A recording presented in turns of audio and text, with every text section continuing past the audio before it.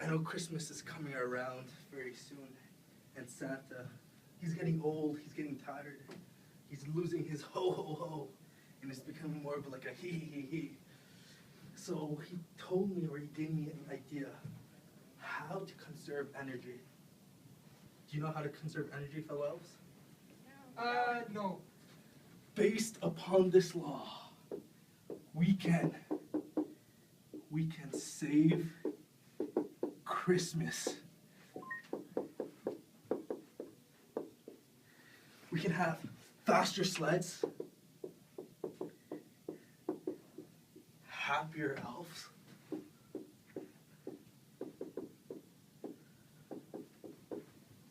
and much more.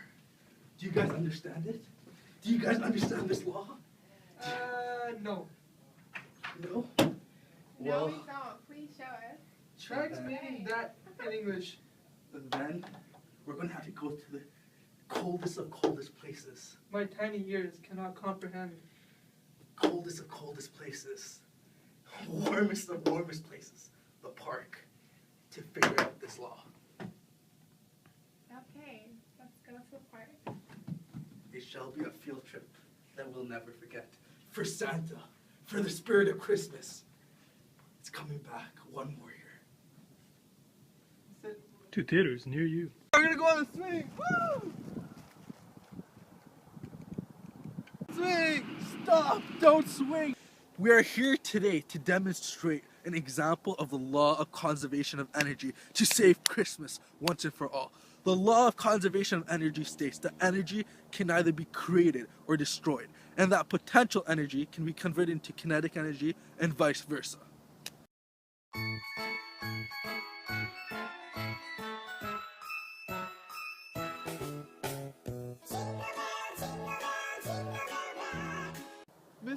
Mr. Elf, what is kinetic and potential energy?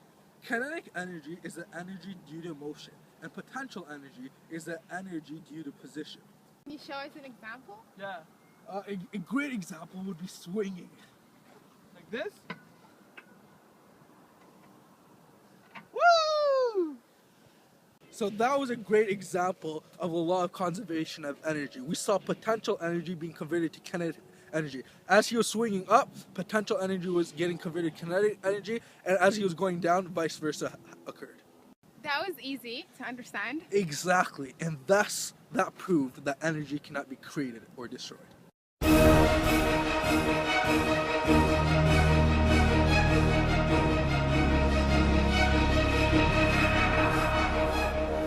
Welcome back to ABC News, where disaster has been averted, Christmas has been saved. Thanks to the nifty thinking of the elves in the North Pole, they have made life easier for themselves using the law of conservation of energy. Here with us today, we have Roberto, the elf. So tell us, Roberto, how did the law of conservation of energy make things easier for you this year at the North Pole?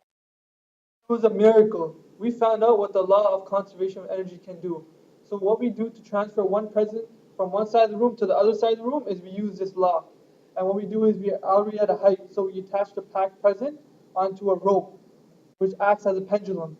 So when we attach that present at the height, it creates potential energy. So once that box is released, that present is released, it swings over to the other side, and in the process of swinging, it becomes kinetic energy. So when that kinetic energy reaches the other side, and the elf on the other side, he cuts the present, and that's it. You get the present on the other side of the room, thanks to the law. Be thinking, you are small elves. It's good to have all these quick shortcuts. Yep, exactly. So I can expect my present on time this year.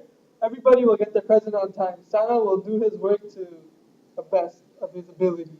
That's great. That's wonderful. Thank you for coming on the show with us. I hope you have a very speedy Christmas delivery of the presents. And from all of us here today at ABC News, I bid you farewell. Merry Christmas!